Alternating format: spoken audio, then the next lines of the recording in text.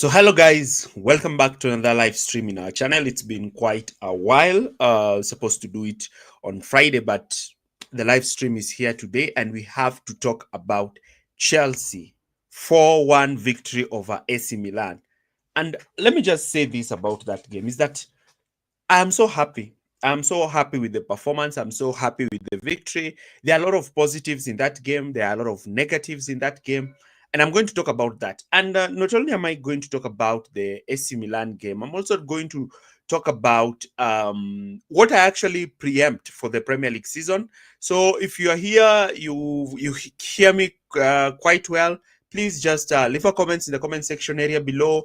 Hello, you can even share where you're watching from. How you can say a greeting and share where you're watching from. So I want to delve into that game. And I have to say, first of all, I want to look at the lineups that Maresca had.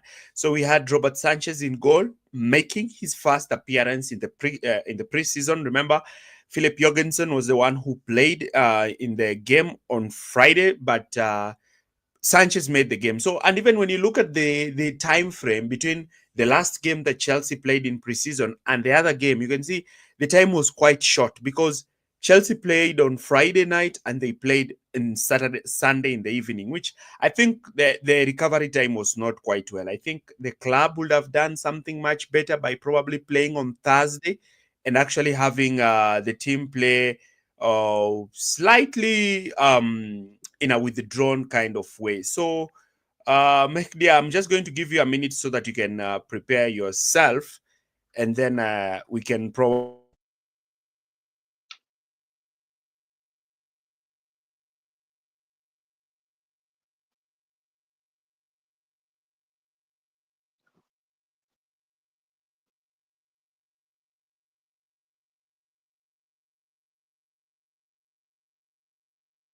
Sorry, it's really nice to hear from you, Joseph. And how's Lagos? So I have to talk about the time frame. So I was not quite impressed noticing that these players are from the holiday and they're just coming in, and you can just identify the time frame of both games. So Mehdi, should I give you like around 5 minutes so that you can prepare? Nice, come. I'm here. Can you hear me? Yeah, I can hear you well. Okay. I'm going to probably try and get some headphones since I cannot use my microphone I cannot hear when I plug in my microphone, so I'm probably going to have to buy them. Oh, it's okay. So You can hear me right yeah, now, so yeah, I can hear you quite well. So I want to join your live. I am a football analyst. Yeah, yeah, sure, no problem, no problem. I'm just going to drop a link in a few where everybody can actually join the live. So, but first of all, I want us just to talk about the game. So, what? Let me just give a brief description, and then you can probably chip in, Mehdi. So, when I looked at the lineup in my opinion, when I was checking it, I realized that I think the time frame between both games was quite short compared to you're actually having these players coming back from preseason, and you're actually putting them to play in such a short period of time. But overall, I can say that we could see the levels were still there. And I think it's more of a continuation of last season because even Maresca said it. These players have just had 3 weeks to rest, and it's very terrible for the Premier League to actually treat the players. Or how do you actually see it, Mehdi? I agree. I was actually pretty surprised that we only had like what 2 or 3 days to rest, I think. Yeah. And we have to remember we also had a Club World Cup. So I think like I'm a bit concerned because like we literally played arguably our starting 11 today, right? And they Yeah, might yeah. have played, I think, roughly over 100 minutes in like 2 days. So that's a bit concerning. I worry about their fitness levels. And now Chalobah, I don't know how long he's gonna be out. We've already lost Colwell. I I think low key we should be more careful with our man management. We're just lucky no one picked up an injury because you even see players like Pedro. He gets kicked and beaten quite a lot. That's very risky. That's why sometimes I'm not so happy with preseason. I just like it if you just allow the young players to play, players like Tyreek George, players like Santos. Because in preseason you generally collect needless injuries, because you also notice that the level of refereeing in preseason is not quite strict. So you'll notice that if the other team is trying to play so aggressively, you are more likely to pick injuries, because even the level of refereeing is not quite the best, because it's a friendly. Yeah, And I was so scared about Pedro. I was so scared about Caicedo, even the other game. And it's really problematic. And we have now to rely on Fofana. Let me just even not go there. Let me just look at the lineup. So I was happy with Sanchez. I was happy with Rhys James. I was happy with Tosin. I was happy with Chalobah. He was quite good. Actually, I say that he is actually our best defender. And maybe. Cucurella, yes? No, I was agreeing with you. Sorry, continue. Yeah. Cucurella was also quite great. And there is one player who I'm really scared about, and it's Mark Cucurella. He's also on the red. He played the entire league season. He played in the Nations League. He played in the Club World Cup. I think Hato needs to be given a lot of game time, because I think we might lose Cucurella through a hamstring. And it's sad to say it, but that's just the way it is. I fully agree. Like, out of even like, if we go back a season before, I think Yeah, Cucurella might have played the most minutes alongside Caicedo. So yeah. he's very lucky to actually not pick up an injury. He's played like 2 seasons. He's played for, and he's like, even when there's friendlies for Spain, he gets called up quite a lot. Weirdly, he still performs every game. I think Maresca is slightly managing his minutes because I think last game he didn't play fully. This game Hato comes in. I think he will slowly start getting benched, but I think Maresca's first priority is always to win. I think we can see that because even when he has Hato, he looks like he kind of wants him to actually be good enough to start, be adjusted well enough to the system, and then he can slowly like integrate Cucurella and Hato into like more of a balanced dynamic that you play this game, I play that game. But I would be really worried about Cucurella as well because his game is quite physical and aggressive. And also the position that Maresca is giving him that position where he's supposed to make runs back and forth, back and forth, back and forth, back and forth. And I think that is Cucurella is 27 years old. Yes, he's at his prime, but I am really, really scared about that. I'm really, really scared about that. Yeah, definitely. Because like, look, Hato's good, but like Cucurella has been like probably our top three player last year. Losing him would be very heavy. And yeah, he does run quite a lot. I think last year in our last like 5 or 6 games, he scored 3 or 2 goals, right? Which is insane. Sometimes you see him crashing in the box. Sometimes he's like literally overlapping. Sometimes he's in midfield. It's a lot of energy for one player. And remember, like opposition teams generally kind of hate Cucurella. So like, I think any chance they But get to kick him, they'll take it. is that one player where who really winds up the opposition? And I don't understand why a lot of opposition fans and teams hate him. He seems to be like a nice guy. He is pretty chill. I think it's because of after he he sang that song about himself, it was downhill from there. Yeah, and I think when you look at the lineup in the Chelsea versus AC Milan game, you notice that there's a way in which Maresca might have actually given us a hint of his starting 11, because he wanted them to gather minutes so that they can be able to play Crystal Palace. But when I look at it, we might. Yeah, it was a good lineup. I know Yeah, you are really like Pedro Neto, but I've always told you it's a matter of time before Estevao takes his number, which I think he's going to move to the left, because when I looked at it, I was not quite impressed with Jamie Gittens, because Gittens did not offer that kind of threat that Pedro Neto offers. And I think Neto can offer something much more different down the left better than Jamie Gittens, because Gittens is quite raw. He's very direct. He's like Jadon Sancho, but he's very fast. So he Yeah. can carry the ball, he can dribble, but his final product in the final third is not quite great. He'll either shoot the ball over the bar or he will shoot the ball. His shooting is really, really poor. He's very raw when it comes to his attacking output. And also his crosses don't seem to beat the fast man. And I'm asking myself, if you are a winger who's cutting in on your stronger foot, why are you attacking the byline? Why are you going towards the byline? You should be actually cutting in and attempting shots, or you should be cutting in and looking to pass the ball in field rather than attacking the byline. He has that Noni Madueke in him, what Noni used to do down the right. And that is something that he needs to actually be coached. Yeah, I was just about to say that. Like, my only worry with him is right now he's playing like a glorified Madueke. I was literally Yeah, about to say the same thing. And like, he can kind of take some inspiration from Neto, because Neto cuts inside and puts those crazy crosses in. We saw it today, it was like perfect for Pedro. And Gittens can do that. And I agree, he's too raw. But like the argument is Estevao, yeah, I would look, bro. If you ask me, do you want to see Neto on the field? Do you want to see Estevao? Obviously, my answer is Estevao.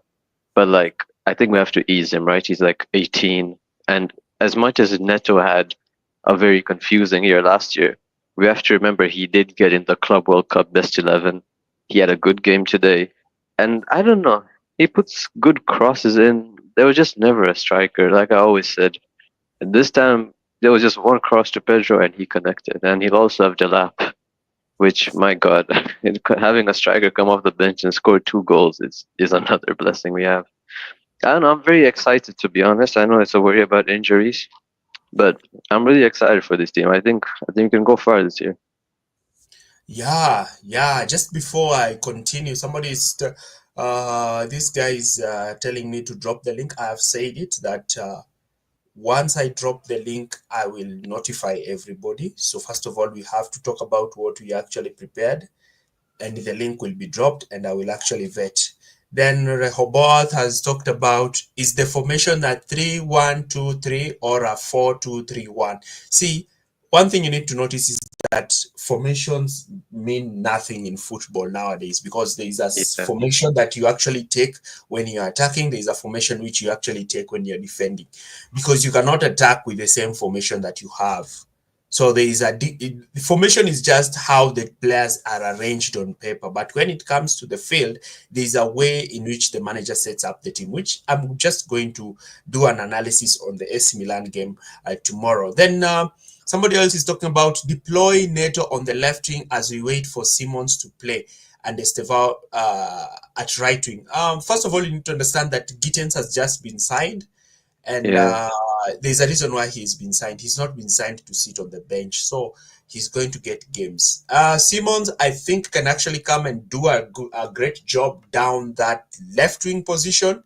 He's very good at it, so I think I know a lot of people are like, I don't want him. I'm not so sure about him. But yes, Simons can play way better. But with Simons, he's a player who will cut in and attack that left half space. So it's more likely it's going to mean that Cucurella is going to have to overlap and give him the width so that he can allow him to cut in field. And when you look at Gittens, he's able to play out wide. Then hello, Oyamide, and he ain't it, bro. You cannot just judge a player based on one game, and we need to give him time. Caicedo had a poor start at Chelsea, became very good. We've had a lot of players who have played bad. Even Marc Cucurella did not play quite well. Initially, he actually became now a good player towards the latter stages of Pochettino's season and into Enzo Maresca's first season. So he's a young player, so I think we can give Gittens a lot of time. I think I have seen something there with him that is so explosive and is looking to attack, which I actually like something about that. So what's your opinion on that? And just before I even go and proceed, what's your opinion on Jamie Gittens? How do you actually see him? What verdict can you actually have for him? Or what encouragement can you actually give him? I don't know. Like, I remember the first game I watched him against Leverkusen. I was like, okay, wow, this guy actually looks good. He looked like he was getting past his man every time. I don't remember who the right back was, but whoever it was, they were having a nightmare. And his IQ did kind of look on point. He wouldn't dribble too much, and when there are opposition defenders, like three, I remember there was one time where there were three defenders on Gittens. He passed it to the edge to Estevao, who just had like a horrible shot. So he looked very good that game. But today, watching him, he had a good like dribble past Musa, and I was like, okay, we're gonna get more of the same. But then he kind of started doing the same thing over and over. He became a bit predictable. Like I think Musa knew all he had to do was just wait for him to go down the line, and then he'll probably just take the ball or muscle him off. I think, look, you're right. It is just one game.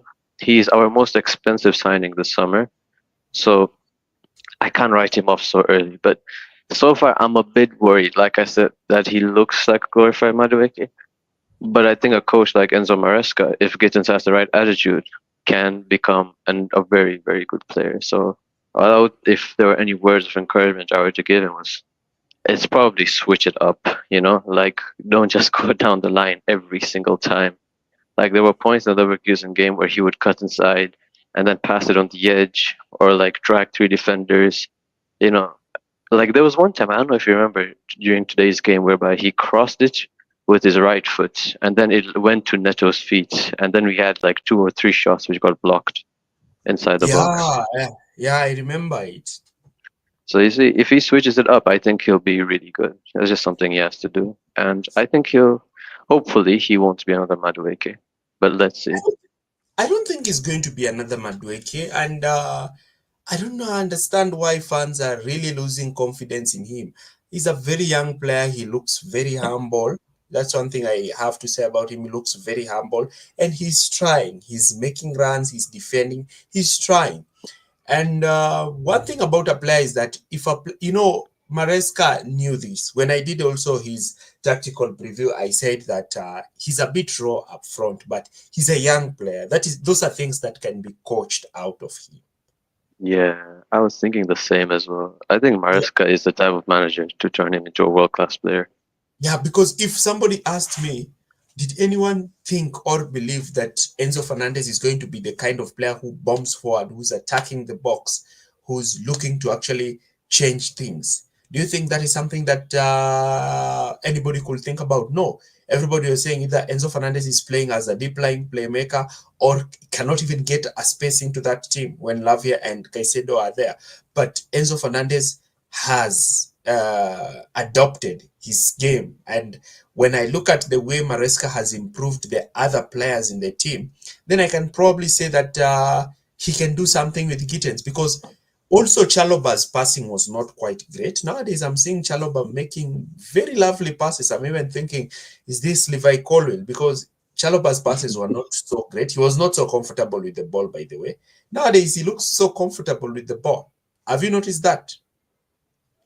Actually, I haven't, but maybe it could be a point that because with center backs, I think we don't really notice it Yeah. because it looks easy. So I look, you break down the games and analyze them. So I'm pretty sure that there must have been a difference. It's just today, there were two times where he just booted the ball up the pitch. I don't know if you remember. Chalobah who? Yeah, Chalobah today he booted the ball twice up the pitch.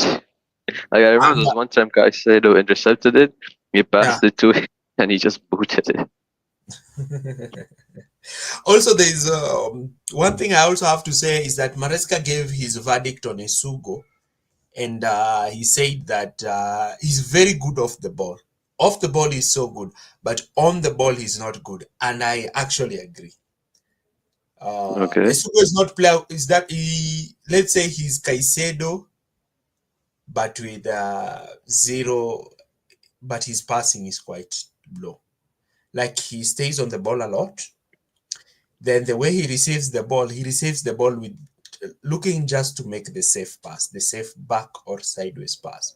You see, sometimes Yeah. Caicedo receives the ball and is able to thread that pass.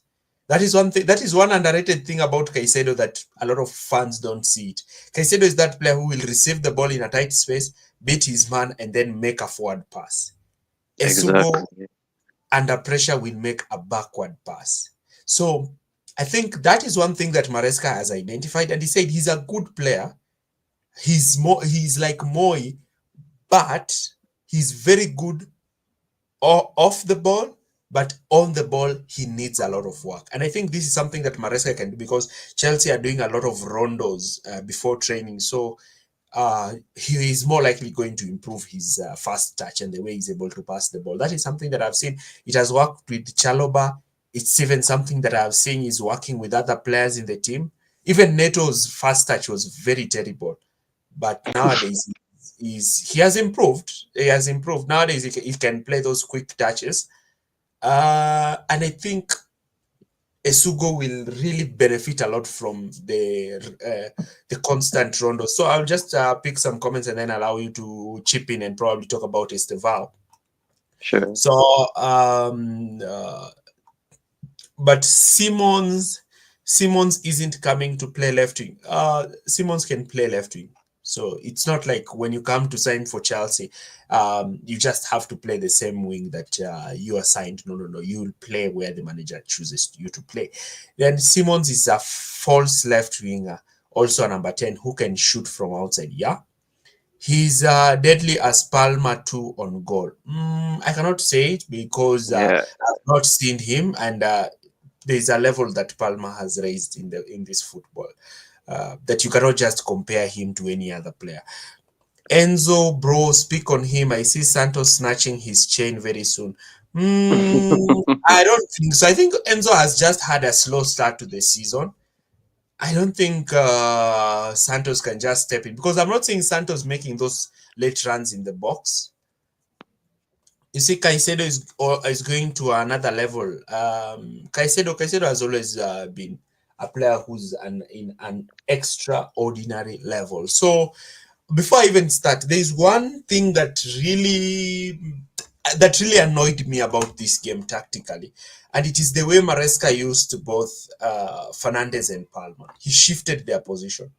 He used Enzo more towards the right and Palmer towards the left, and I didn't like it because it meant that Palmer was constantly having his weak foot in field and his stronger foot out. So it was restricting Palmer to just play the ball to Gittens.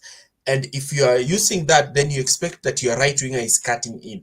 Then he did the same thing with Enzo because he also pushed Enzo down the right to do the same thing. So I think Maresca is trying to strike a balance where he has a winger who has the different strong foot. Maybe if the left winger is strong on the right, then his inside forward is strong on the left. Then the winger on the right is strong on the left. His inside forward is strong on the right. And on paper and logically, it makes sense. But in the game field of play, it does not make sense because you want Palmer to have his stronger left foot in field so that he can be able to pick passes from, when he's cutting in from his left, he has a lot of passing ranges. But if you're putting his left foot down the left, then it means that he can only play the ball to the left winger or he can cross the ball. But if you're playing him on the right hand side, he can pass the ball to the right winger, he can pass the ball to João Pedro, he can pass the ball back to Caicedo, he can pass the ball to Enzo Fernandez. So it actually opens him and it also positions him in a position where he can score goals. Because I don't understand why Maresca will try to change something. Palmer won Chelsea the Club World Cup, cutting in from that right. Or what's your opinion on that? I actually didn't notice it, to be honest, but what I did notice was Enzo was a bit too, what's the word? He just wasn't in the right positions today. That's what it felt like. And it felt like sometimes he was so close to Pedro or so close in the center of the field that he wasn't even able to he wasn't bad, right? Like, let's not get it bad, but we know Enzo's level. We just didn't see that today. And with Palmer, I agree if that's the case, because outside the two free kicks, I don't remember much of what he did. Like, I remember he had passes to Gittens where he was cutting inside, but I definitely think that don't do that. Like, please do not put Enzo on like the right and Palmer on the left. I think You know the saying, right? If it's broken, don't fix it. I think Maresca should kind of just lean towards that right now.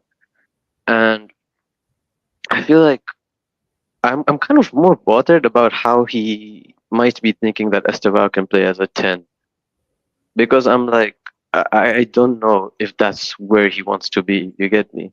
That's why, like, one good thing I like about Xavi Simons is if he comes, it takes a bit of the burden off Palmer.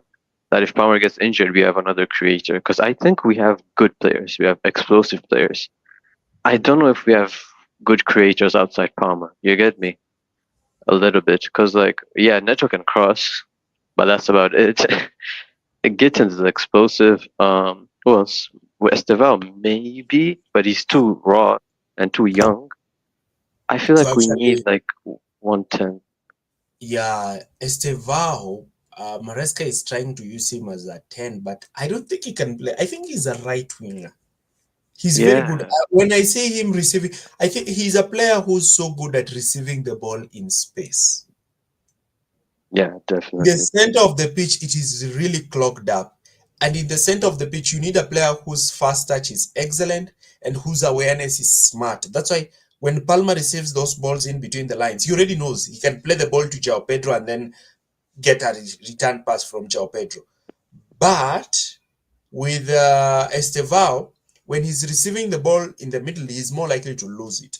But when you give him the ball out wide and then you isolate him with the fullback, then you're Oh more man, likely to get the best out of him because he's running at that fullback. He's looking to change directions quickly. He's looking to pass the ball in field and receive a return pass. So when I see him alive in the game, it's when he's normally starting down the right.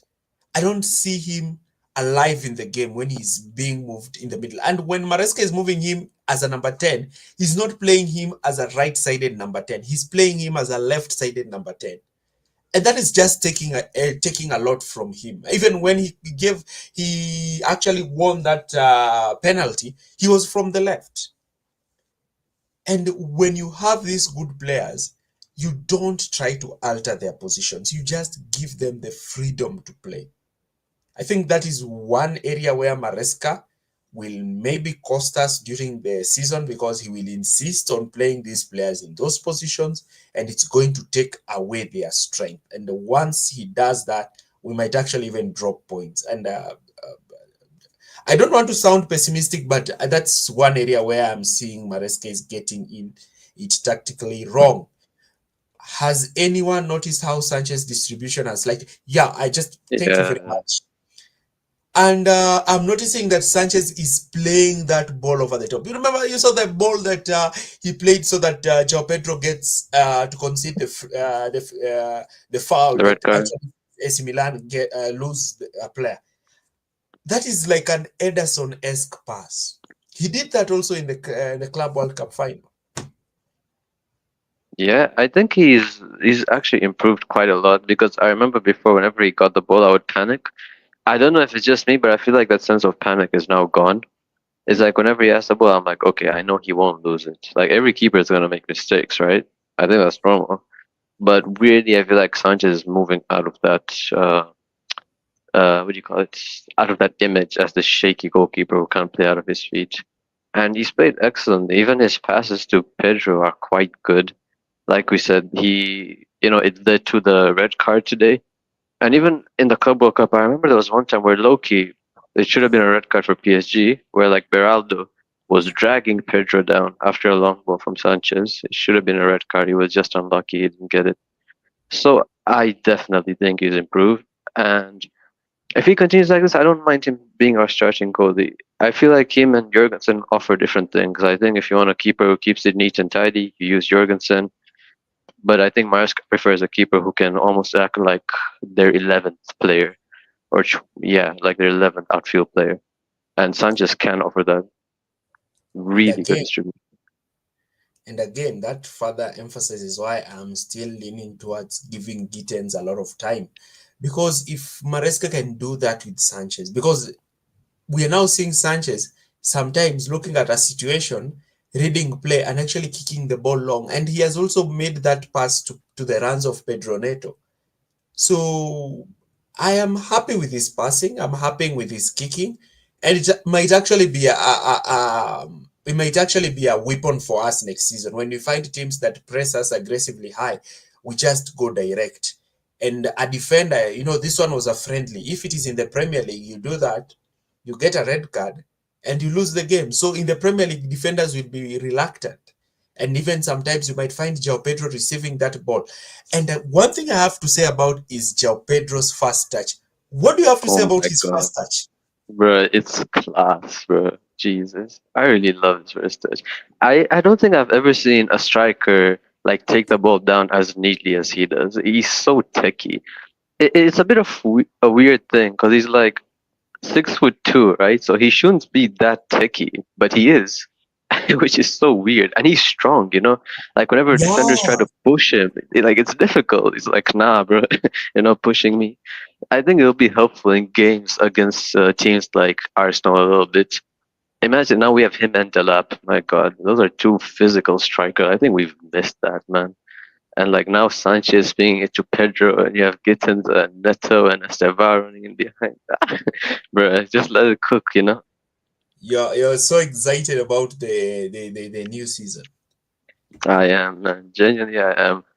Hopefully, it doesn't like stop. But actually, you know, the comment you made earlier about Maresca being stubborn, like Yeah. not to bring it back to a negative level, I think we've seen that last season with Gusto.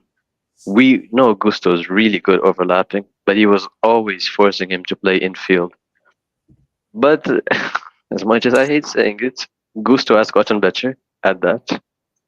So Mm, I don't know. but I'm also saying that okay, you've brought in Gusto, and I've said that if you're playing Gusto, then I can use him as an overlapping fullback. Then I can play Estevao as a right winger who cuts in field. Then I can Oh, play Palma as a number 10 and move him down the left where he wants him to play.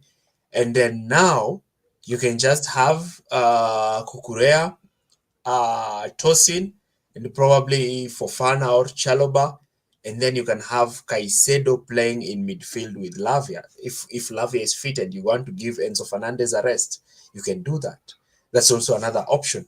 Let me just get some few comments here. That Santos pass to Delap was crazy. Honestly, justifies Enzo playing week in, week out. Santos wants needs excuses afforded for Enzo both defending and attacking. I want to see what Santos can do, but so far I think Fernandez is better attacking the box than him. Then yeah, I noticed that too. He's improving now. What Chelsea needs now is a solid centre back. Yes, that is you have talked about. Estevao, in my opinion, is similar to Mo Salah with a high ceiling. Yeah. He's similar to Mo Salah. He's a player who will cut in with his left flank and do something. I think he is so good cutting in from the right. Salah is good as a creator, but he's good creating from the right. Uh, and when you've actually, yeah, that's the perfect illustration of Estevao. He's a right winger who's cutting in with his stronger left foot, looking to whip in crosses, and he's so good. There's also one thing I have to say about Estevao is that you see, one thing we usually get from these Brazilian players is that they come with a lot of ego. They come with a lot of trying to play and show off like they're superstars. But Estevao is very humble. He's a team player. He plays for the team. He does not come in saying that I'm the wonder boy. Chelsea have signed me. A lot of clubs wanted to sign me because they saw the talent that I have. So I'm just striding on the pitch. I'm trying to receive the ball and trying to show the crowd why I'm a superstar. No. He's a very good team player. He's very young. He's very humble, and he's a team player. He's not a superstar. He's a team player. Sometimes he receives the ball. He notices that there's no need to take on. He passes the ball, and I think he has some level of maturity in himself. What do you think? oh, really? Because I feel like Estevao is just looking to shoot most of the time. I can't lie, because like there are times where like I see him cut in and he's like, "Yeah, I'm just gonna whip this. I'm just gonna shoot this." Like even today, there was a moment I forgot when it was. Even the Leverkusen game when he cut inside and shot it to the keeper, and I was like, "Low key, you could have passed to the edge of the box," but I'm like, "Okay, it's a friendly. I'll let it slide." I feel like he does shoot a bit more than he needs to sometimes. So, and like there are times whereby like when we've seen players shoot, like today Gittens, and I think the comment he just said where Estevao was like asking for it, like I'm here. So I don't know about that. I guess we'll have to see as the season goes on. I haven't noticed that. I think he's people say When similar to Salah. I see him. I know this sounds a bit crazy, but I see him a bit similar to Neymar. He's very techy. He's very quick. He's very tricky. He's like built like a stick, but like in a good way. So I don't know. He reminds me of Neymar quite a lot. I think with Maresca, you can't really give him bad attitude, but I don't think Maresca is that type of manager who can like who's gonna like just let you be. I think he manages it perfectly with players who have horrible attitudes. He either gets you to stay with the team, or he doesn't make a scene out of it. You're just kind of slowly phased out until no one remembers you. yeah, like Madueke, I think he noticed Madueke's attitude. I think he noticed it. Is Madueke's attitude bad though? Because I actually don't know. Yeah, his attitude is bad. I But like, used to how do we see the know way that? sometimes Madueke will receive the ball and he will not run after the ball. He will want the ball to be placed at his feet. See, sometimes you can pass the ball forward and then you'll see Neto running after the ball, then winning it. Madueke, if the ball is passed ahead of him, he will not run to get it. He will just look at it and then he'll start being complacent. I've always said it that he's That very makes sense. complacent. Yeah, he's very complacent. And I He think that is was. one thing. Yeah. I'm saying he was very talented, man. I was always wondering why it didn't work out. Yeah, he's talented, yes, but he's very complacent. And then he's going to look down, then he's going to pull his pants. Then there's a way he used to pull his pants. Then he will walk that Mandem signature. He will give that Mandem signature and then look at the player who made the pass. And then Enzo will be fuming at him. I know the way these players play. I watch their game. I watch even their body language. And one player who was fuming a lot at Madueke was Enzo. and Enzo was very hard on him. Yeah. That's why when people are saying that Santos needs to come into the team, I'm like, no. Enzo, yes, he's playing well, he's giving it all, but Enzo is also a captain on that pitch.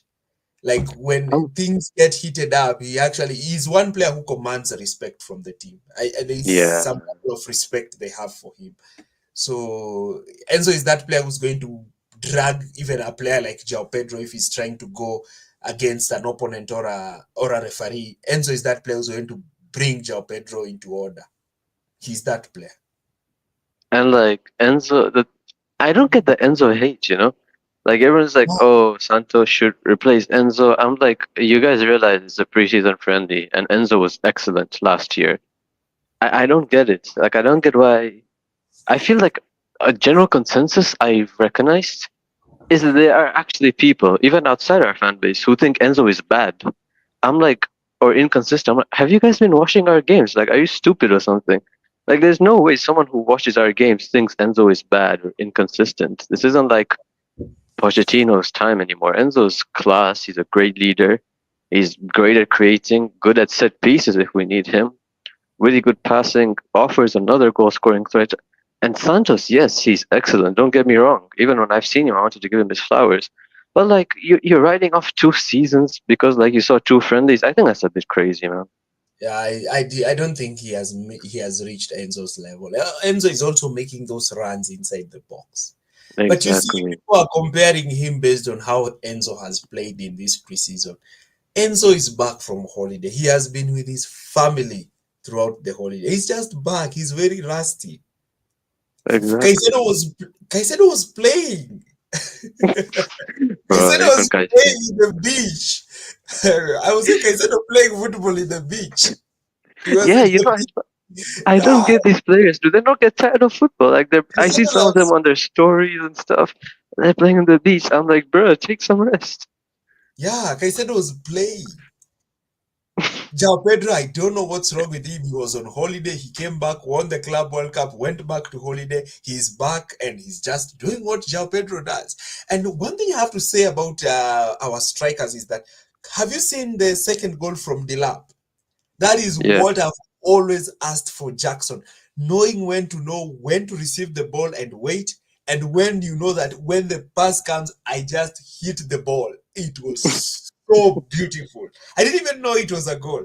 Like the cross just came in, and Delap was like, I don't care, I'm hitting this on target. There's no way the goalkeeper was saving that. There's no way the goalkeeper was saving that. Did you see that goal? I did. It was like a flick from Santos, and then he hit it first time.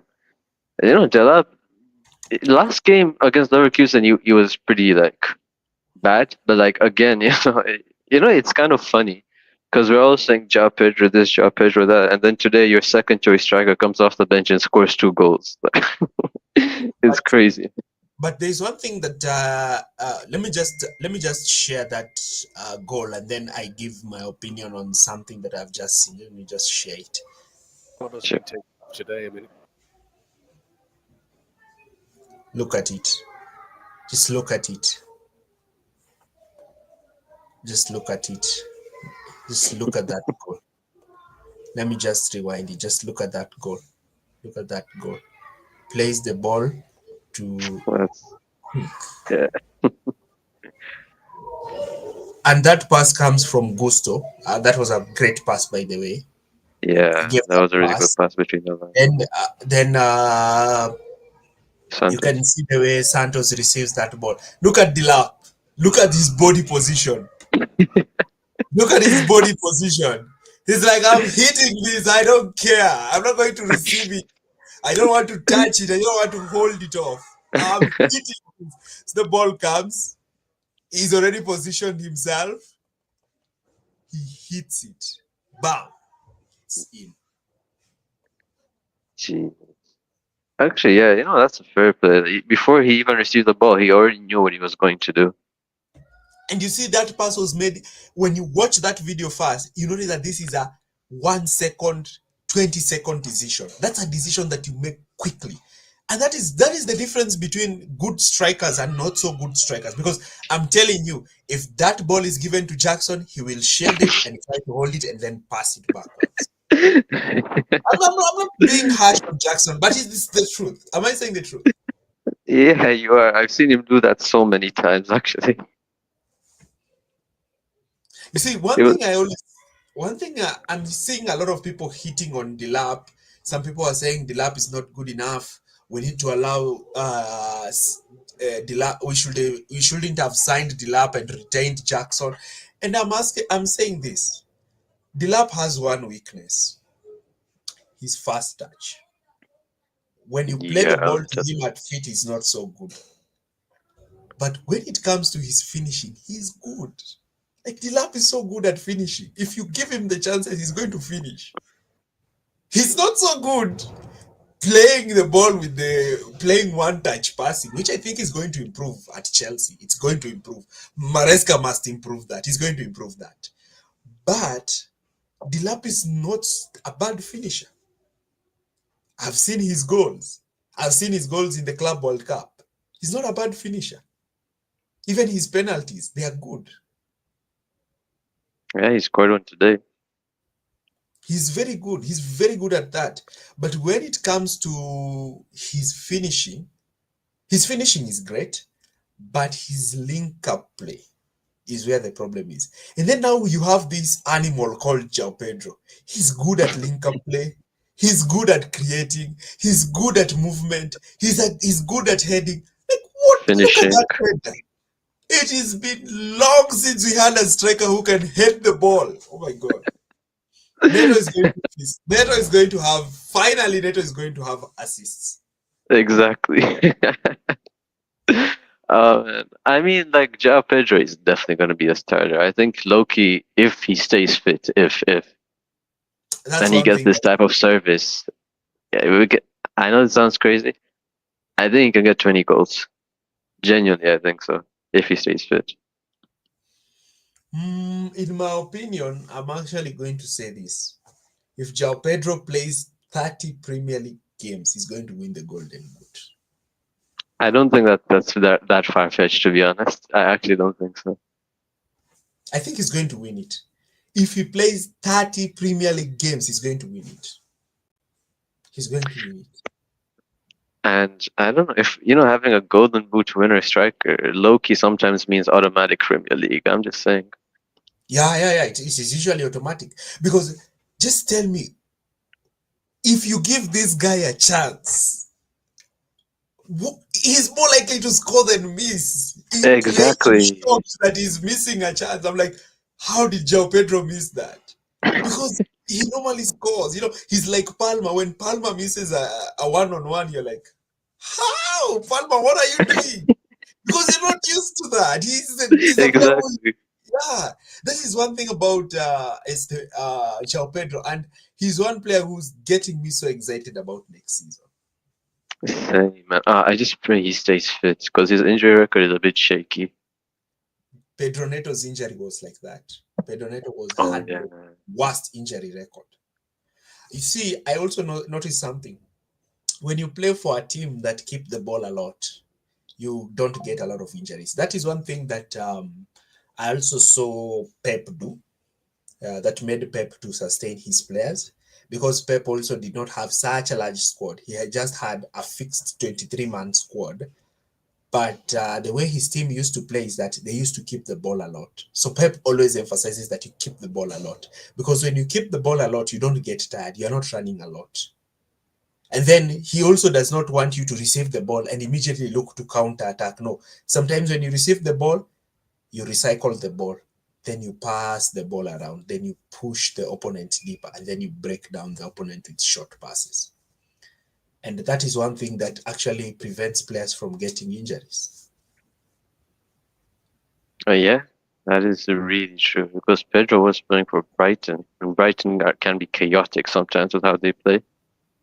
Very chaotic. Even Madueke, before he came, he had a lot of injury issues, but then he played most games.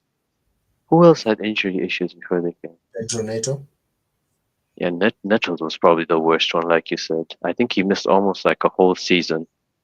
And remember, Pedro Neto last season, he played almost all games. I don't even Yeah, think actually, he didn't even get injured. He was never actually, injured. He was never injured. He even played false nine when Jackson was out. And he I'll never runs. forget that. And he runs. There's one thing about Pedro Neto that I like. He runs. He's a very humble guy. He runs a lot. He really Loki, yeah, does. that's why sometimes he could Loki play wing back in another system. His Yeah, he can worker is also play. really high. He can also play wing back. If Thomas Tuchel is playing him at the left wing back, Thomas Tuchel is playing him as a left wing back. I'm telling you, using him the way he used Hudson Odoi.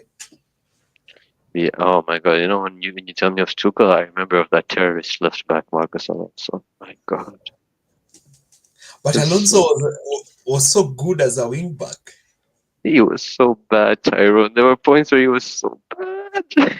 So bad. I remember even when I would think to myself, who's the worst Chelsea left back you've seen? Without any hesitation, I'm like Marcos Alonso.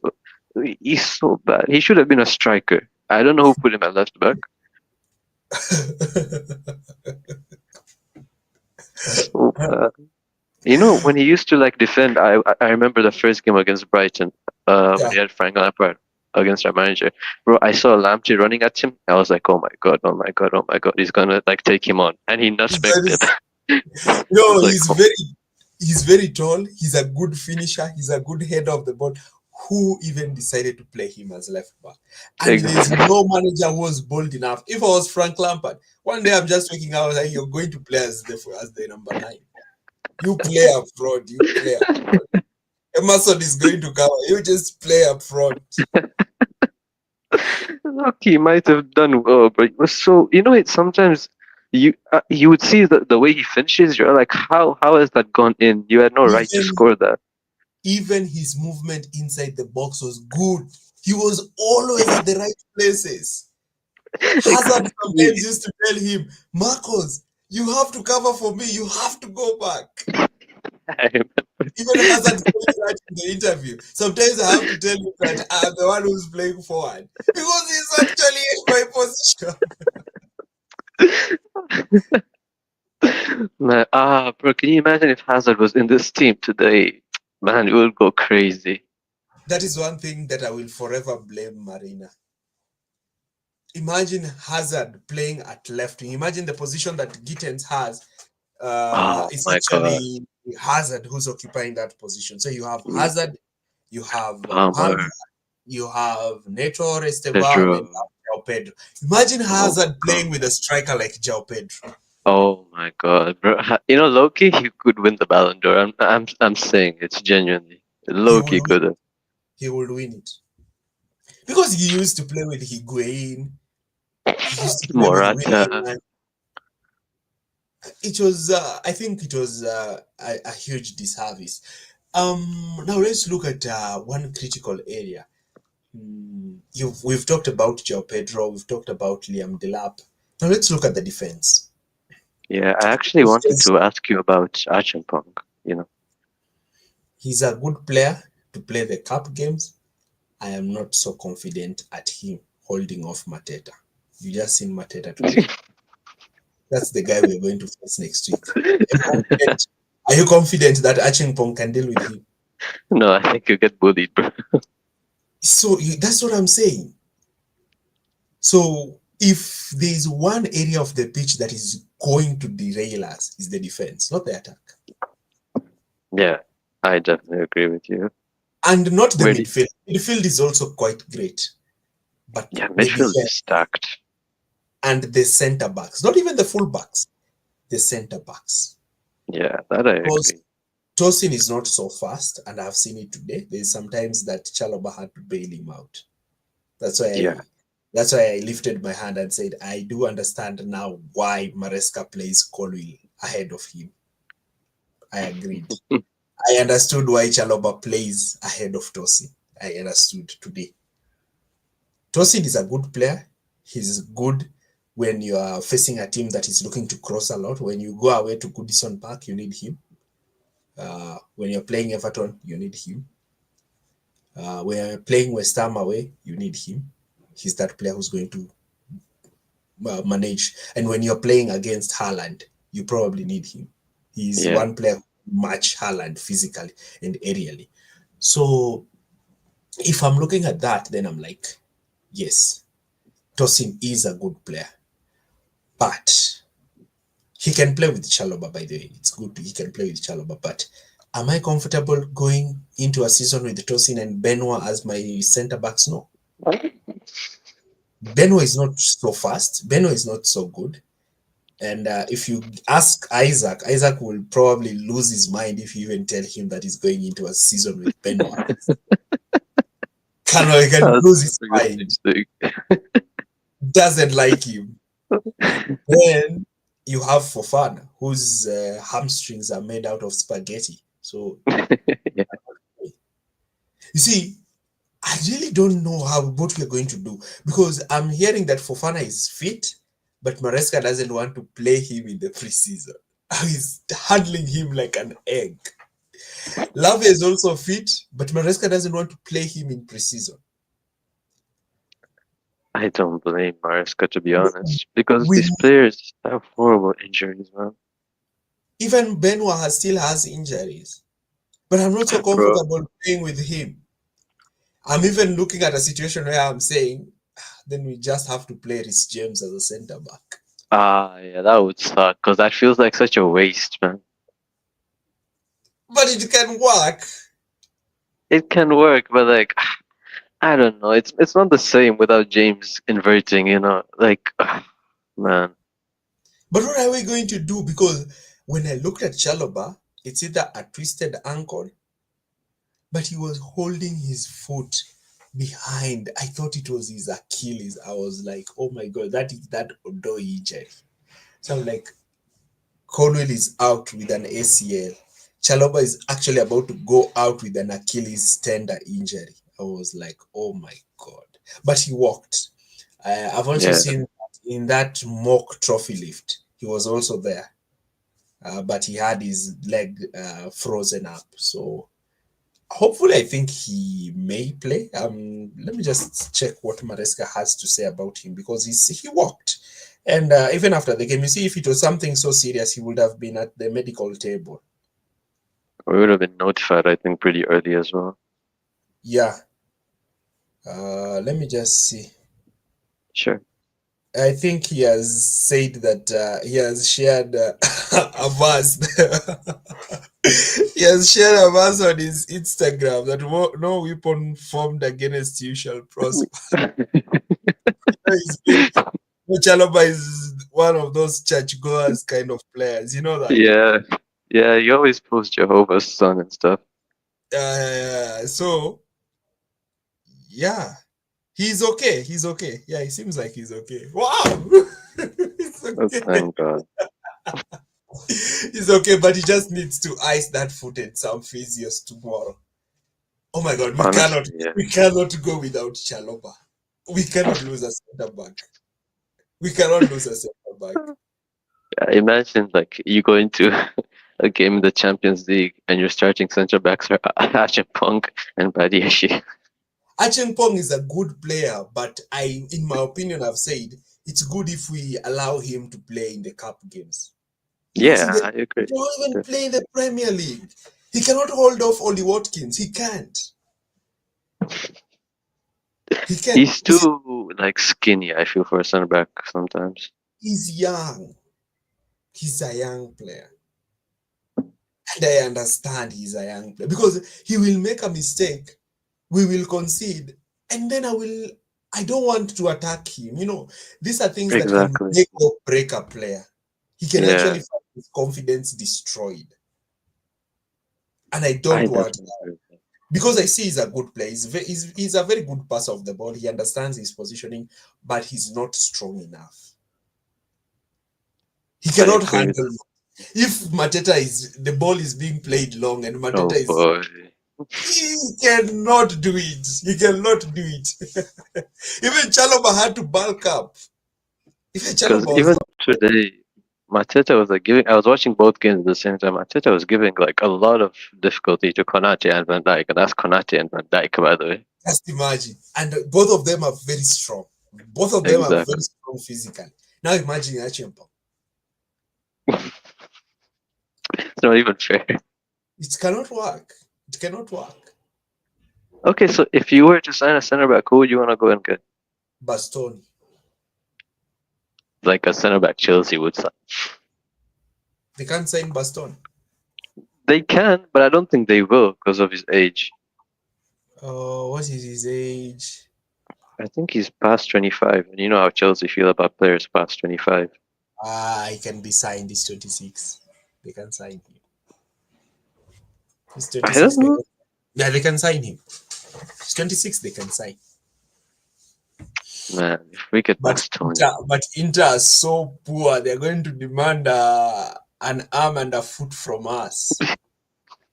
I mean, I don't blame them. They already lost their manager. Yeah, so but I think we can probably do it. You put in a 70 million bid and you get him. And he's going what about Brantwaite? He's from Everton. Yeah. He's good. Because I he's think good. we had links with him. How old is he? He's young. Oh, they are going for him. How old is he? That one is the one they are going for. They are going for him. He's 23. Oh my God, they are getting him. They are getting him. There was a rumor that they wanted him. There's a rumor that they wanted him. True. Yeah, there was. I remember as well. That is the center back we are getting. I just looked at the age. Then I've looked at our sporting directors. I'm like, this is what turns them on. You know, it's actually true though. I'm not even gonna lie. Yeah? It's actually true though. I'm not even gonna lie. I don't think we've signed any player past 25. They don't sign any player. I think it was only Tosin. Yeah, and he was free, bro. Can you even count that? So, I think Chelsea are going to get Braithwaite. It's going to happen. I hope so. Because I think they can. Okay, it can happen because Chelsea have sold Dewsbury to Everton, and they can tell Everton we can take him, and then we can give you an upgrade called Disas.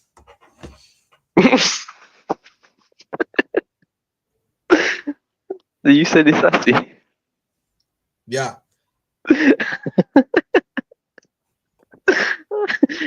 Yeah, okay.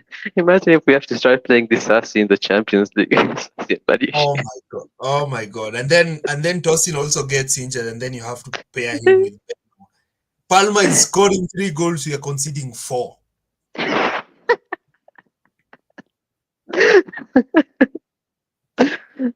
Loki, that almost happened against Brighton last year, but that was because of Sanchez. I think Brathwaite has signed a new contract with Everton. Oh man. Yeah, so that might be problematic. That's what Because I'm saying. I would have gotten someone like Schlotterbeck, but I don't think they'll take Schlotterbeck. He's a bit old. Yeah. Schlotterbeck's a bit old, otherwise I would have gotten him. I'm thinking of who are centre backs Chelsea will realistically sign. But I would like Bastoni. I would really like Bastoni. I don't know. I don't know what the Sporting there. You can just put in a 50 million bid with 5 add-ons, then let them reject it. Then put in a 60 million bid with 10 million in add-ons. Or you know what? If Chelsea signed Bastoni, oh my god, I am ready for that season. I don't even want to play him in that Crystal Palace game. But if we got him, we would be title challengers for sure.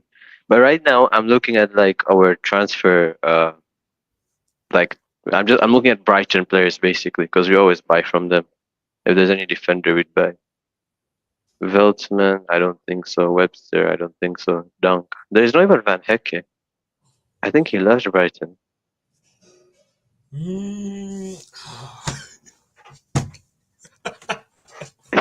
are you talking about Brighton? Because we always buy players from them. Oh my god, we are going there. It's either we are getting can't get Brathwaite, then we are going for a centre back at Brighton. McGuehi, what about McGuehi?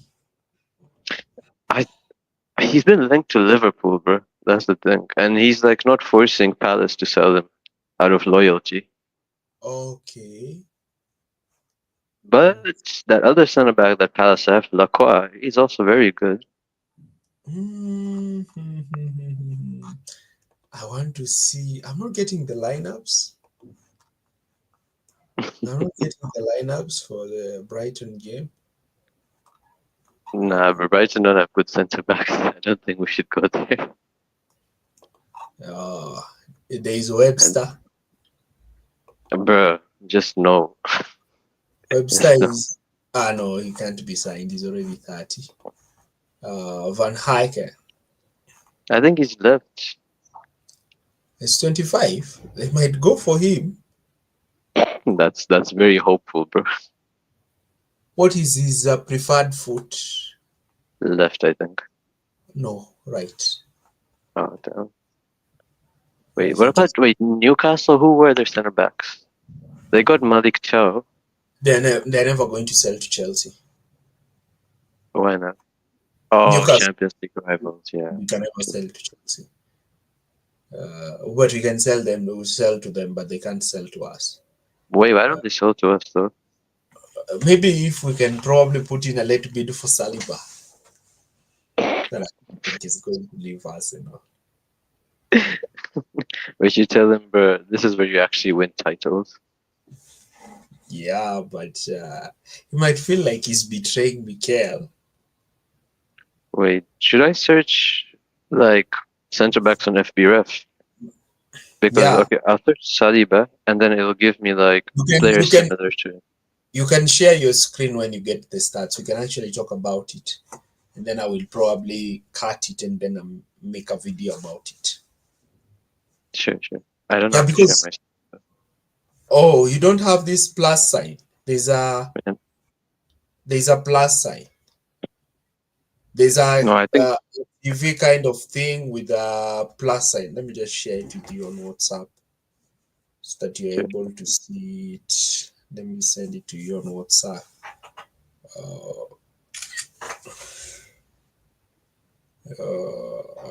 Have you seen it?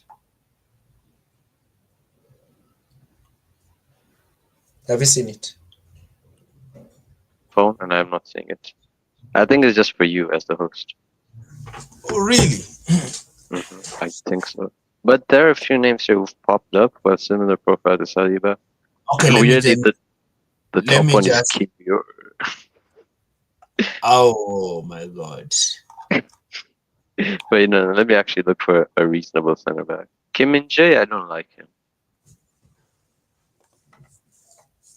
Okay, this is a bit crazy, but like, what about? I mean, Konache could be going for free, so. I don't think Liverpool are going to sell him to Chelsea. No, but like his contract is expiring in 2026. So I don't know if I don't know who's one player But Liverpool when would you, accept in a trade.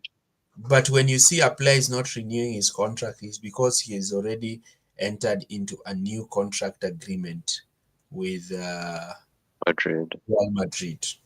Yeah. I mean, there is Lenormand, that Spanish center back. Yeah, Maybe him, but honestly, there's just no good names. I can't even think of anyone.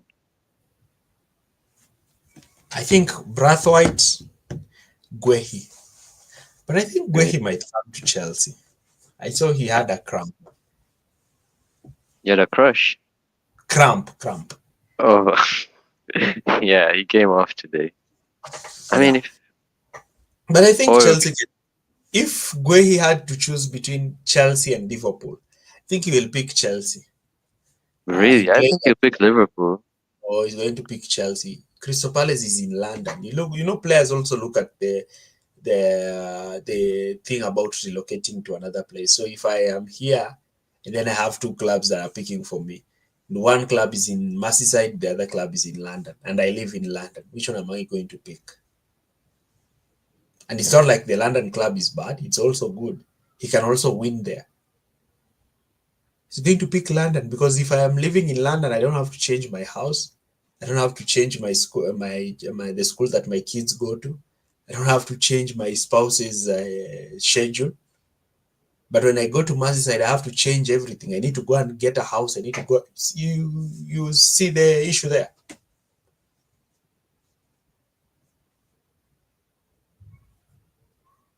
Hello. So what I'm saying is that the other option of centre backs is actually McDew, and he can actually play quite tremendously in that left-sided centre back role. And Chelsea need to accelerate their quest for actually getting a centre back because it's so important. You're But back. yeah, but like, aren't you worried about what do you call it? Our FFP, because I think we're at minus 47 billion right now. We have actually done quite well. I'm not scared about our FFP because we've done quite well. Okay, fair. We are selling Jackson. He's probably going for around 80 million. No, come on. Like, we are not going to get 80 million for Jackson. We need to be honest. How much do you think was our strikers being sold for now? Bro, I think we're gonna sell Jackson for like 50 or 40. It's not going to be below 60. Really? Bro, Yeah. if we do that, that's crazy. So we're going to have to sign Jackson. Nkunku But is like, also going. Nkunku is Tyrone's also gonna pay 60 for Jackson, though. a lot of teams. If Liverpool put in a bid for Isak and Isak goes, Newcastle will pay even 80 million for Jackson. But Isak isn't going. Like, the Newcastle director literally told Isak, you're staying. We weren't able to find a striker in time. He was sold? Yeah. No, like, basically, Newcastle, like, he told Isak, like, you're staying. We're not selling you. Because they weren't able to find a striker in time. You see, the people who messed up the deal was Liverpool. Yeah, I agree. Because Liverpool went and signed Ekitike, who was actually eared as a replacement for Newcastle. Then Sesko, who Newcastle went for, actually was now poached by Manchester United. Even And Pedro and Delap. you cannot leave Newcastle in a situation where they're playing in the Champions League. They're also playing in the Premier League. And then they have this problem where they do not have a striker. Exactly. If Isak acted earlier, if Yeah. if Liverpool, but you see, uh, Newcastle can sell Isak to Real Madrid or to Bayern. You can Can you actually hear me? sell. Yes, I can hear you. Okay. I mean, yeah, I can see that, but I don't know. Like, I don't know if we're gonna get 60 for Jackson. To be honest, you could be right because I mean, I looked at Sesko's profile. I can't lie, bro. He's not all that. Like, I could be wrong, but his stats are low key worrying, and they paid 75 or 80 for him. Jackson has really good stats on paper, and he's like a striker you can really mold. I just don't see which team is gonna need a striker right now, to be honest. Apart from maybe Newcastle. And I don't see them paying 60 for or 80 that we're demanding for Jackson. There are a lot of teams that need a striker. He might even go to Liverpool. Who told you?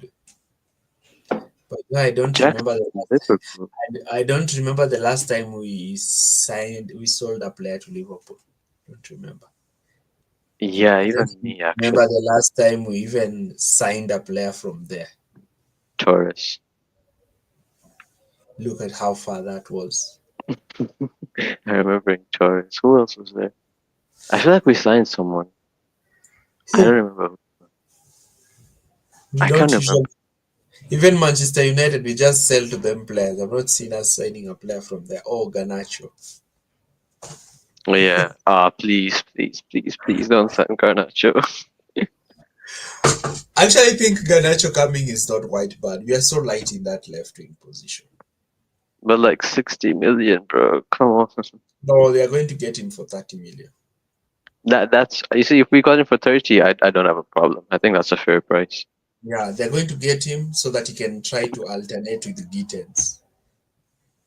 I think we need two players in each position because I've looked at it and I'm saying we need a 25-man squad. We Okay. cannot play these players. And that's why I'm saying we need to sign another centre back. Even if Chalobah is fit, we need another centre back so that we can have two centre backs playing in the league, two centre backs playing in the Champions League. Okay. You see, the Because problem is I can't think of like players who like center backs especially who we can get. That's what I'm worried about. Like we don't have any options apart from we have Bradway. options. I've told you just walk to Italy and you get Bastoni. You Yeah, bring but him. they're not gonna do that. We both know it. No, they can. He's 26. They can get him. I just don't think they will, to be honest, bro. Because like the way they work is like we're gonna sign. They are gonna sign promising talents who become really good, like Pedro and Palmer. Because like even if the player isn't that good, they usually sell them for profits, like Uguchuku, you see. So I Mhm. think they're just trying to not make a loss on whoever they sign. Then probably they have a very good centre back. I mean, I saw they were looking at a certain centre back from Finewood. Fine. The Yeah, other had to. no, not Hato, but the other Hato. But I think Hato can actually Oh play in yeah, I can forgot. play Yeah, centre. he can play center back, There's a and then centre we can back. move Achampong to left back or right back. But we need a centre back. We need a centre back. I agree. Even Maresca said it. I think I sent you that quote. Yeah, yeah. I saw it. He said that we need to sign a centre back, Yeah, which I definitely. agree. I would have taken Botman from Newcastle to be honest, if we could. But you Oh, can't. what about Nottingham Forest? We go and get that Milankovic guy. How old is he? I think he's young.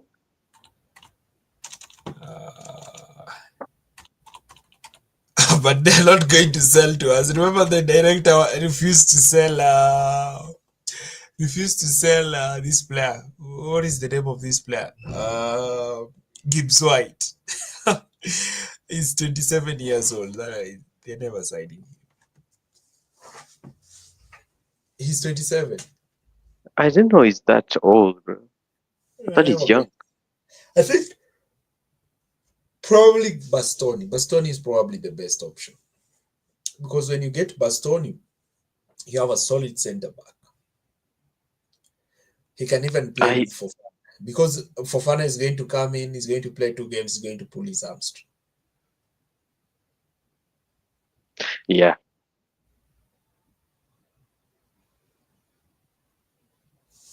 So, hell, I think you are getting some network interruptions. Yeah, sorry.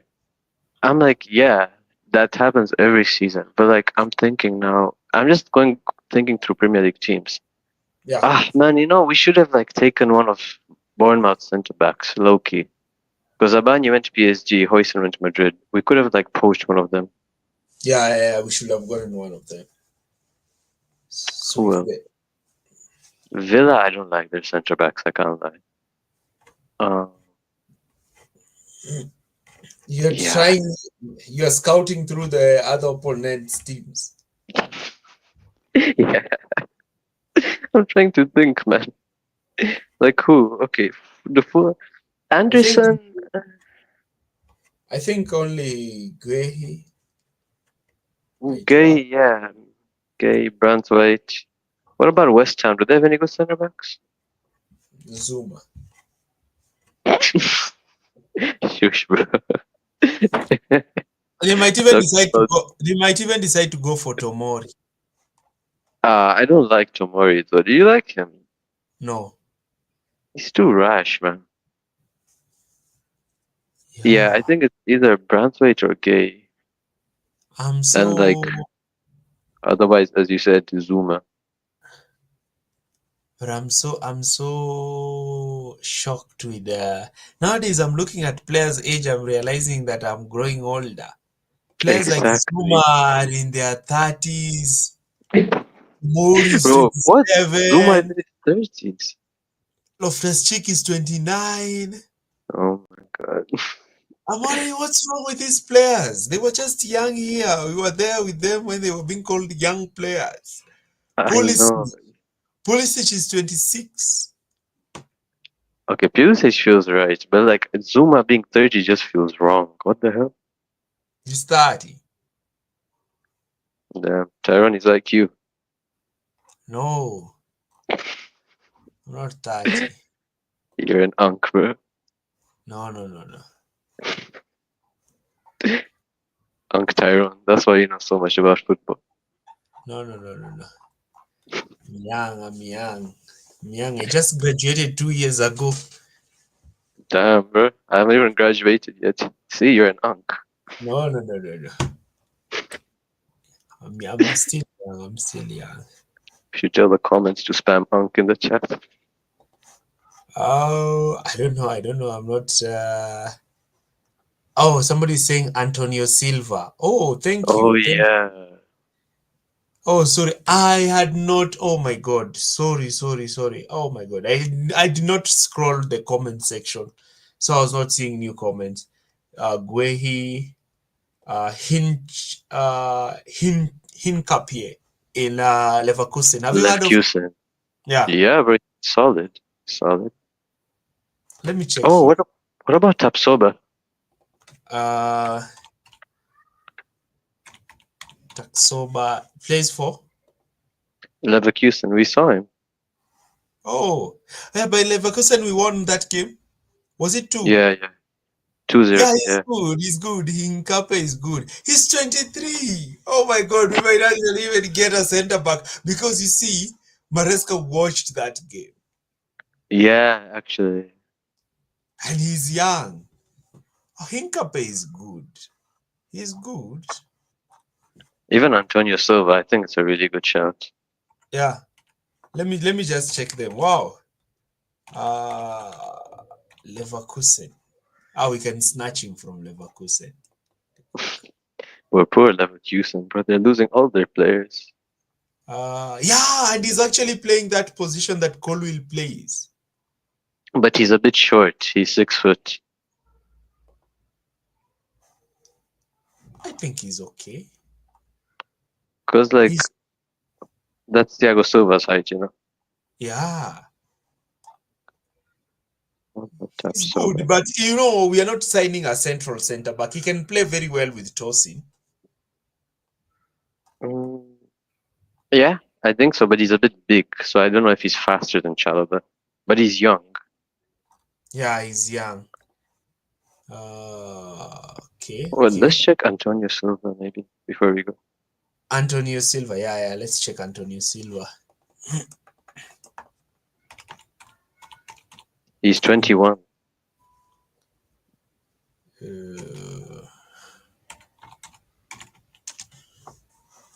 Oh my God. Yeah, he's so young. He's He's 21. from, He's 6'2", yeah. and his market value is 32 million according to transfer market. Yeah. I think we should get Uh, him. he's from Benfica. Yeah.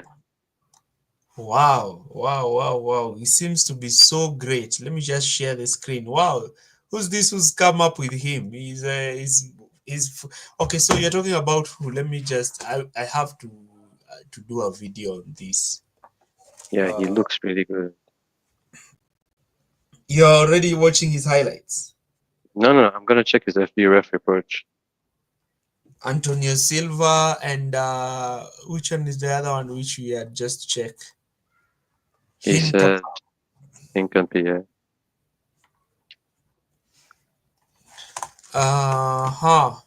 Antonio Silva. Oh, you're checking his FB ref. Yeah, bro, what the hell? This is so weird. He has like really good non-penalty expected goals, which is weird. Oh He's my very God. good on the ball. He's very Yeah. good moving out the back. Okay. He could be better aerially, not the best tackler, but we have to remember, I think when he plays for Benfica, they probably have a lot of the ball, so he probably doesn't get exposed as much. Yeah, I'm seeing his progressive carries are good. His progressive passes are good. His pass completion rate, even his aerial duels is okay. Yeah, but he's like in the 64 percentile, which is kind of low for a center back, but Okay. yeah.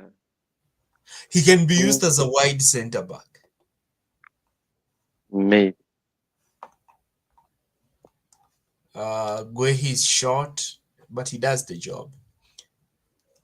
Would it make sense to sign someone that can play central center back and also play alongside Colwell, not someone that will bench Colwell?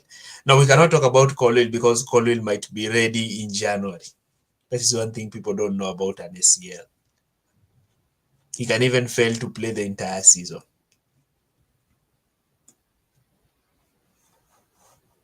Yes? ACLs are very dangerous. ACLs are very dangerous. What about Loic Bade, who plays for Sevilla? Let me just look at him. Tyrone, bro, I don't know where are we going. Yeah. I've never heard of some of these players. How do you spell his name? Oh yeah, Loic Bade. Yeah, you've seen him. Yeah, he's 25.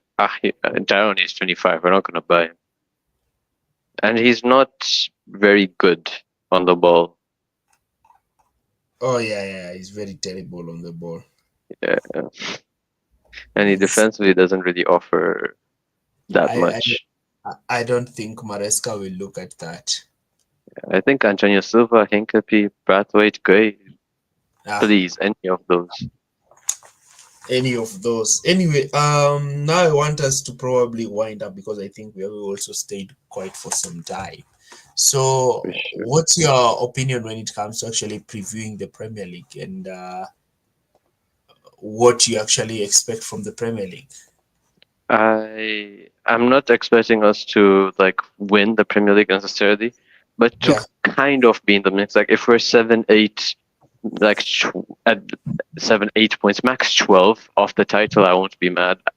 I think we finish third, we win any trophy, just one, and we reach somewhere like the quarters.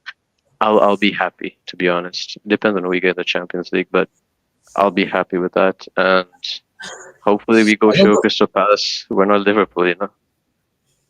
I think a lot of people are saying that we might probably win the Champions League. That's the most Chelsea thing ever, bro. Genuine. What would you prefer, winning the league or winning the Champions League? Champions League, just so I can go to Arsenal fans. We have 3. We can even match Manchester United's Champions League. They have Exactly. Oh my God, that would make us the second team in England with the most Champions Leagues. Yeah. Somebody's saying Crazy. about it, but I really miss winning the league. The Premier League, Yeah, I mean, it's harder to win the Champions League. I think we will get one. Either the Premier League or the Champions League. I think we will get one. Really, I think we will get neither. But let's see. I think we'll get one. You see, the only problem that I have is I'm not so sure about the defense. Yeah, Especially that I agree. if Colwill did not get that ACL, I would be very confident of going for a treble. I know. Cole was so good. I hope he comes back because I remember what happened to Neto and Loftus-Cheek. It's going to happen. Even Rodri's here is not yet back. You can see how Rodri is struggling. Yeah, he's out for 40 days now. Yeah. And Colwill is also going to come back and have those injury issues. He's going to lose also pace. You know, Rhys James has lost pace because of his injuries. Yeah, I remember. Fast the way he used to be. So Rhys It's James, sad. he could keep up with Vinicius Junior's pace. I don't think he can keep up with Vinicius Junior's pace now. I don't think so. There was just one player who I remember would burn like fit Rhys James. That was Alphonso Davies. I don't know if you remember that guy. Yeah.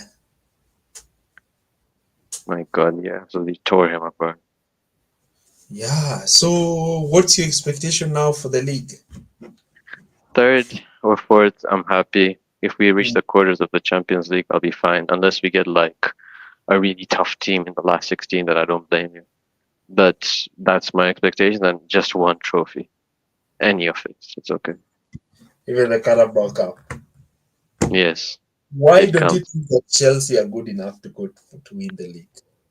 I think it's too early. Because the new signings still have to settle. You remember how long it took Cucurella to settle, how long it took Sanchez to settle. I think it'll take time. But I have to disagree with you. The entire team has not changed. The only areas that have changed is the striker and the left winger. And the striker, I'm not worried about him, to be honest. You see? So where are you getting the worry? But, I just don't want to have hope.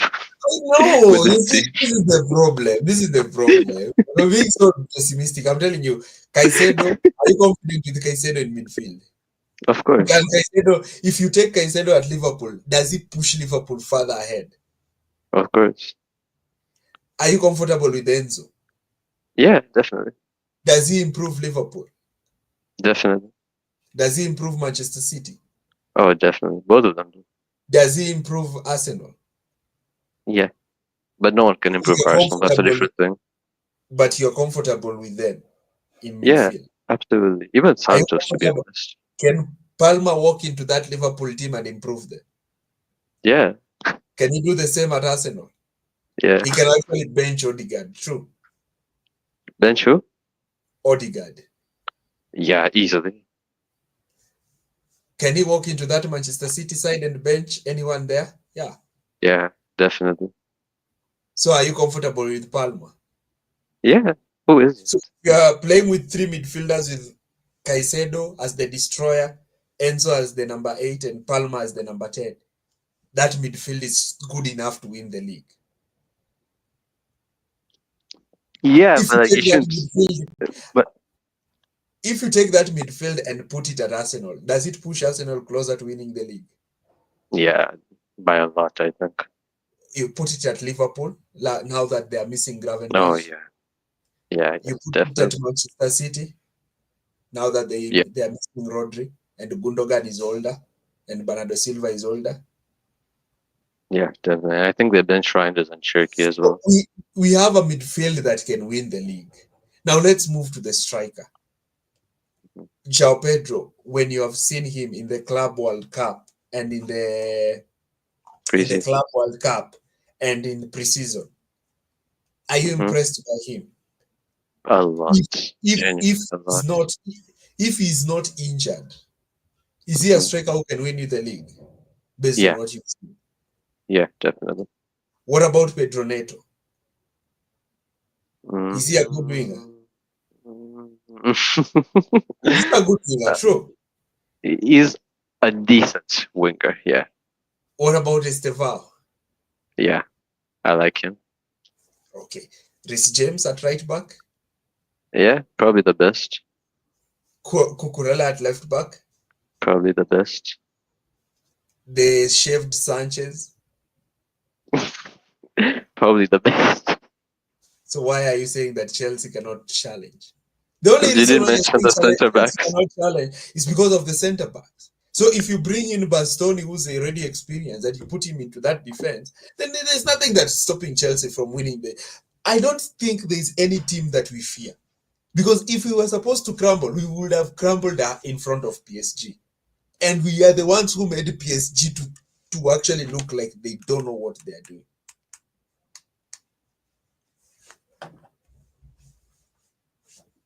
It's the truth. Me, my expectations, I expect us to win the treble.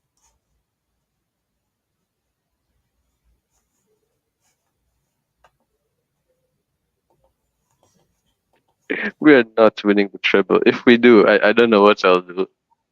I You have know, told you, I told you we will win the Club World Cup. I've told you we are going to win the treble. if we win the treble, I'll reveal my face on your channel. Genuinely, that's how No, confident I am. you're going to print for me a Talk Football TY t-shirt and a mug. Sure, no problem. If we win the treble. We are going to win the treble. I've told you we're going to win the treble. I'm telling Pedro. you. With a centre back pairing of tossing and flipping, what's the other person's name? Bastoni. Chalobah. We're not getting Bastoni, bro. You see, let me tell you something. Remember when we were looking at strong 11s, you see there's a team that is so good on paper, but it's not so good. Like Uh-huh. we've had that team at Chelsea when we had Werner, Havertz, Ziyech, Pulisic. We were like, wow, look at these players. They're so good on paper. We can win everything with them. Then when you put them on the pitch, it never worked. In fact, even Mount was coming in. We even said that Havertz is going to bench Mount. Mount was coming in. Werner was not scoring. Pulisic was doing nothing when he had the time. Ziyech, who you had thought that he's going to actually put our creativity like Cole Palmer, he didn't do that. You know what? Chelsea aside, I think there's one team that I feel like it's a bit of a bold thing to say, but Liverpool, I kind of question their depth a little bit. Because And let's say Gakpo gets injured, they don't have a left wing. Center back, they're also very light in case Konate and Van Dijk get injured. And Virgil is also getting so old. Yeah, today he gave away a penalty as well. Yeah, it's not good. Konate is their Uh, best center back at the moment. Probably, and he's gonna leave in the summer. Yeah. I don't know. Maybe I don't know if Liverpool will fall off. Our only threat might be Arsenal and City and Liverpool. Okay, let's just put. See, if there is one team that I think probably might scare everybody is Manchester City. I agree, to be honest. I They think don't. people are sleeping on them. Yeah, people are sleeping because when I look at Pep, I just see Pep is very comfortable. He's doing his training. He's happy. He doesn't care about anything. But Manchester City's players do not look so great on paper.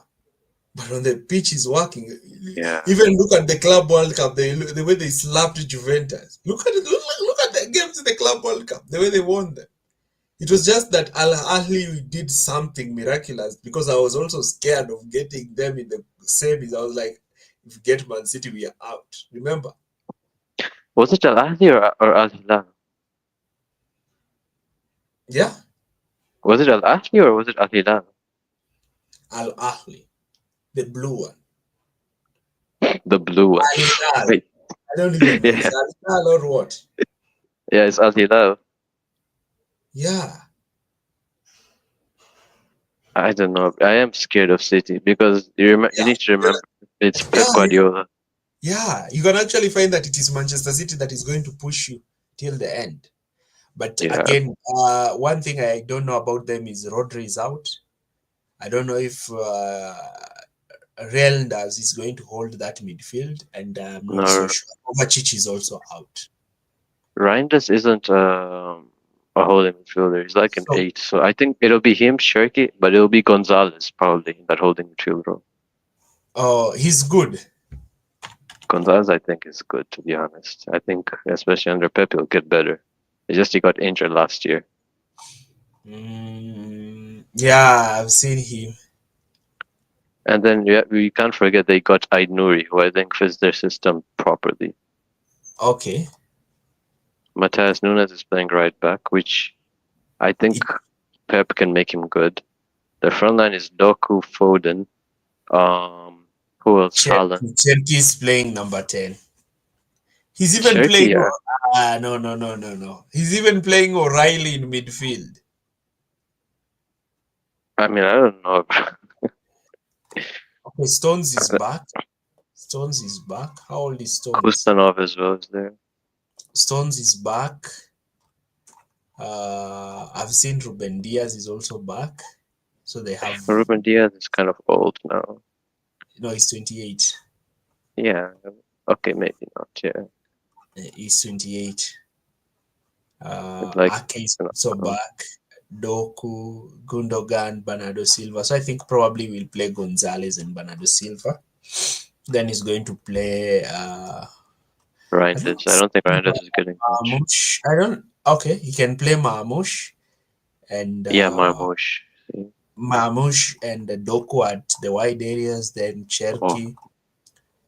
Yeah, he has Haaland. No, I don't think he'll bench Reinders, bro. I'm very sure Reinders is gonna start. He's really good.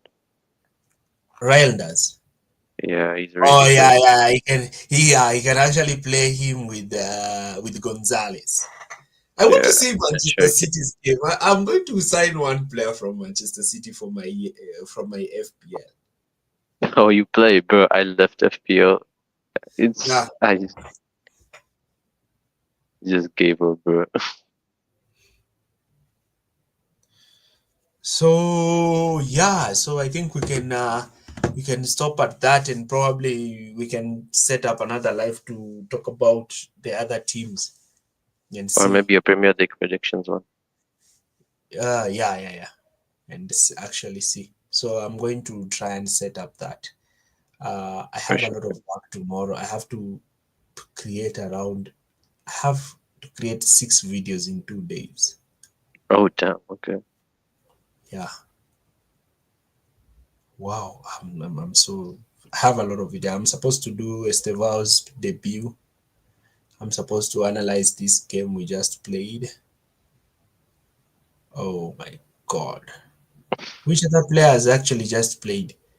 I need to talk about Gittens. Hato.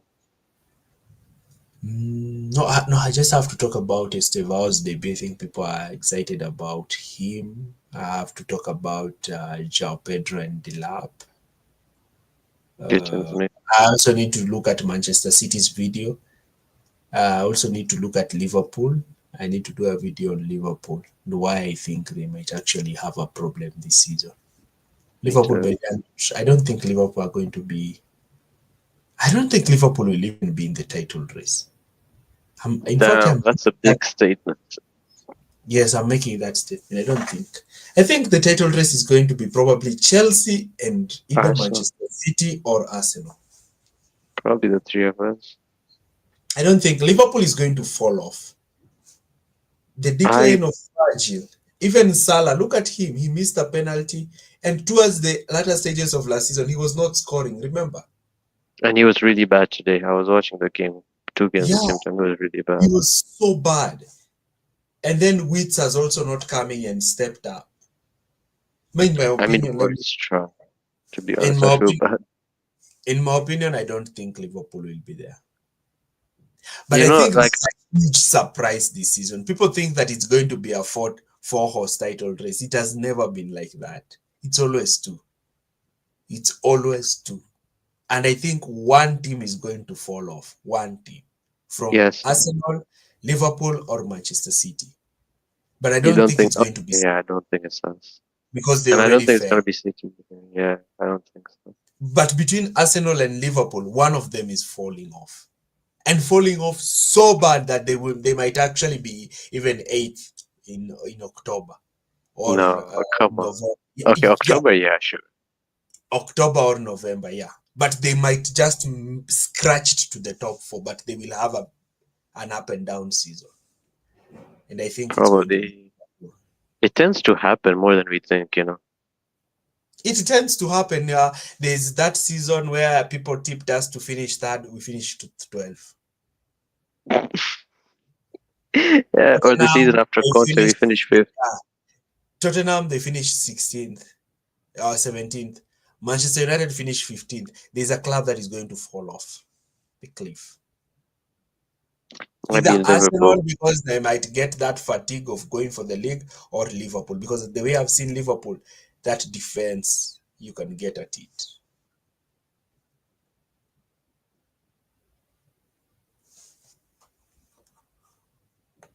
So yeah.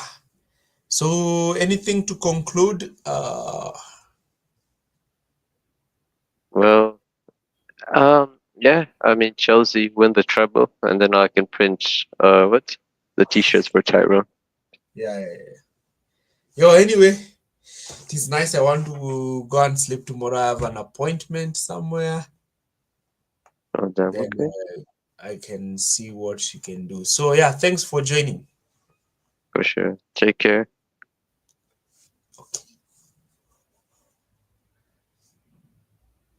Okay, guys. So thanks again for joining us in our live stream, and see you in our next video.